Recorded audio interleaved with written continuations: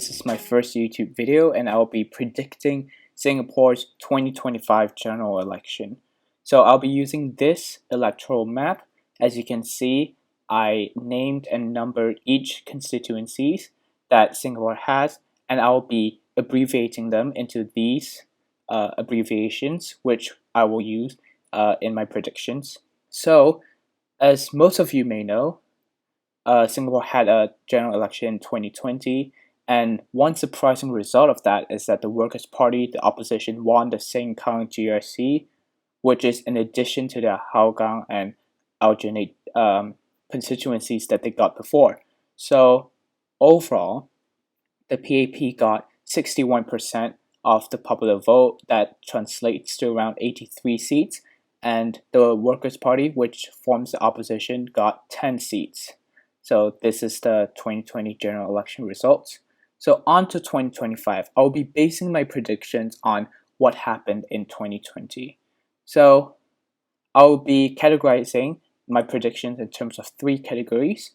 First, the PAP category, so what I think the PAP will win in 2025, which is the majority of the constituencies. And I'll be splitting the opposition predictions into strong opposition constituencies and likely opposition constituencies.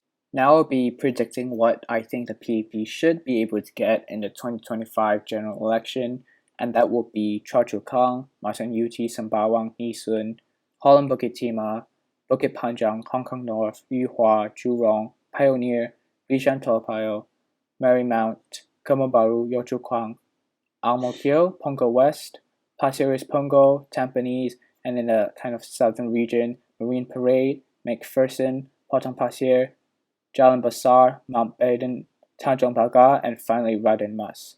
So I categorize these as PAP strong constituencies that they would definitely get in the 2025 general election. And the reason why I chose these constituencies is because most of these, the top 10 constituencies that had the best performance for the PAP are the ones that I definitely colored in for the PAP. So here are some examples.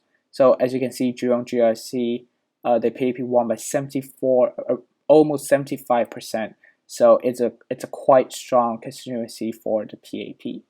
So after having predicted for the PAP, I will now be moving on to what I think the opposition should be able to win in the general election. So my first prediction should be Aljunied GRC. The Workers' Party had been holding this GRC since 2011 when they first won it. So I think it's a very high chance that we'll get it again in the 2025 general election. Next should be Hougang SMC. Same with the Aljunied GRC. The Workers' Party have been holding on to this since a decade ago. So this is a strong Workers' Party, strong opposition constituency. And of course, Sengkang GRC, if the Workers' Party keep having the presence on the ground in this constituency.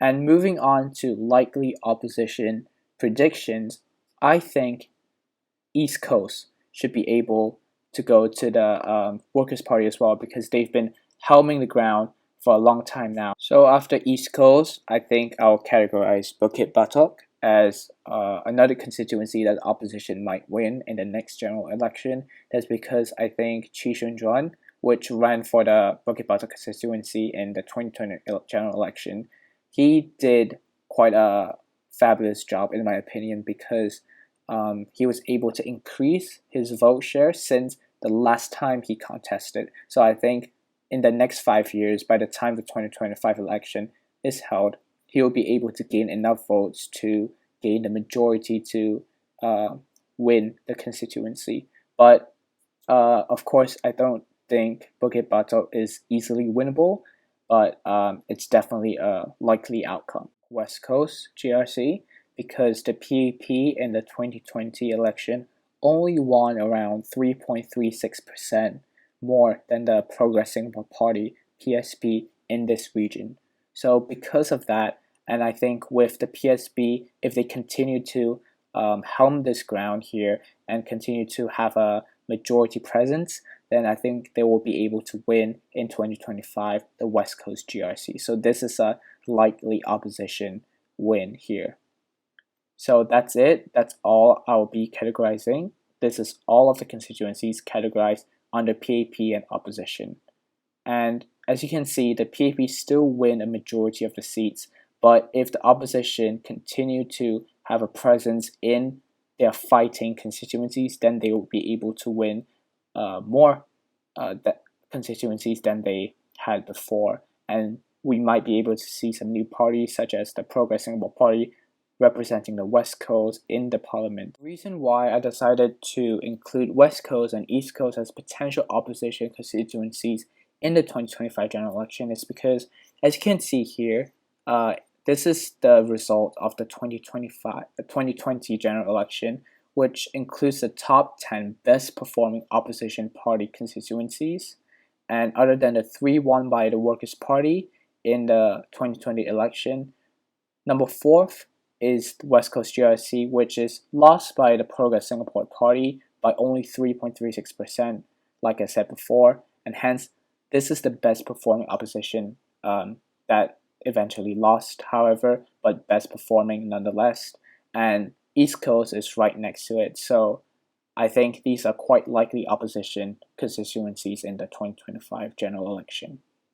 Now, moving on, here is the final map, as you can see.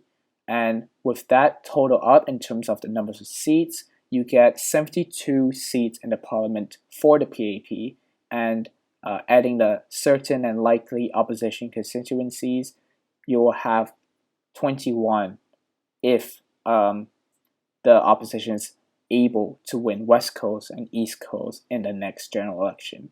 So that still makes up 93 parliamentary seats in the parliament. However, this is only given that the electoral boundaries doesn't change and everything stays the same, and the number of seats and the kind of boundaries stay the same for the next general election. So basing on this and basing on the 2020 general election results, here is my prediction. Thank you guys for watching this video. Please like and subscribe and comment down below what you'd like to see in the future.